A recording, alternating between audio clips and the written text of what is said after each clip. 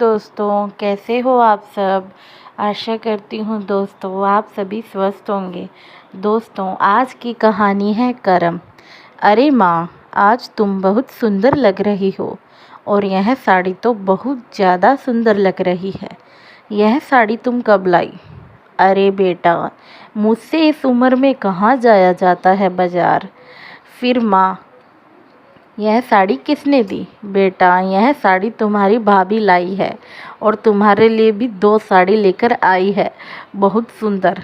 अच्छा, भाभी की चॉइस तो अच्छी है। हाँ बेटा, तुम्हारी भाभी की चॉइस अच्छी है। पहले तुम ला कर देती थी, अब तुम्हारी भाभी ला कर देती है। माँ, भैया की शादी को अभी 1 साल ही हुआ है, इसीलिए भाभी दिखावा करती है। तभी तो आपको सारा दिन मम्मी जी मम्मी जी मम्मी जी करती है। फिर जब आप काम करना छोड़ दोगे तो वह आपकी सेवा नहीं करेगी। अरे बेटा, तुम ऐसा क्यों बोल रही हो। रोशनी बहुत अच्छी है। नहीं माँ, आपको सिर्फ भाभी का दिखावा दिखता है और कुछ नहीं। जैसे जैसे दिन बीत जाता है, काव्या अपनी भाभी से नफ़रत करने लगती है। जब भी उसकी माँ उसको फ़ोन करती है और रोशनी की बात करती है, काव्या को गुस्सा आता है और फिर काव्या अपनी भाभी की बुराई करती है। अपनी भाभी के बारे में अपनी माँ को उल्टा सिखाती रहती थी। लेकिन शारदा जी एक समझदार महिला थी।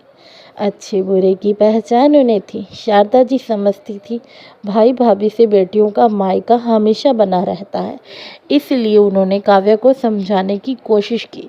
जब भी शारदा जी काव्या से बात करती, रोशनी की बुराई करती। बेटा, तेरी भाभी मेरी कद्र नहीं करती, ना ही खाना देती, मेरे कपड़े नहीं धोती। काव्या यह सुनकर कहती है, मैंने तो आपको कहा ही था, भाभी अच्छा होने का दिखावा करती है। अगर आप कहो तो मैं भाभी को समझाऊं। तब काव्या की माँ बोलती है, बेटा, जब अच्छा करती थी तब तुझे बुरा लगता था, बुरा करती है तब भी तुझको बुरा लग रहा है। वैसे भी तेरी तो भाभी से बनती ही नहीं, ना ही तुझे पसंद है।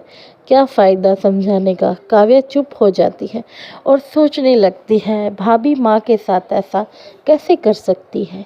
काव्या अपनी माँ को बिना बताए माँ की चिंता करते हुए मायके आ जाती है। जब वहाँ का दृश्य देखती है, उसकी आंखें फटी की फटी रह जाती है, क्योंकि जो कुछ उसने सुना उसका उल्टा हो रहा है और भाभी हंसतम रहे हैं और एक दूसरे से इतने प्यार से रह रहे हैं जैसे कि उनमें कुछ हुआ ही नहीं। तब काव्या को बाहर खड़ा देखकर भाभी बोलती है, दीदी आओ, आपके लिए क्या बना कर लाऊं। और काव्या की माँ बोलती है, बेटा, तुम भाभी को इतना बुरा कहते थे लेकिन वह जरा सी भी नहीं बदली। माँ, मुझे इसलिए सहन नहीं होता था क्योंकि भाभी ने मेरी जगह ले ली और आपकी मनपसंद बेटी बन गई। मुझे माफ़ कर दो माँ। और भाभी माँ बोलती है, बेटा, अगर कर्म अच्छे हो तो सब अच्छा होता है, किसी के लिए ना बुरा सोचो ना कहो।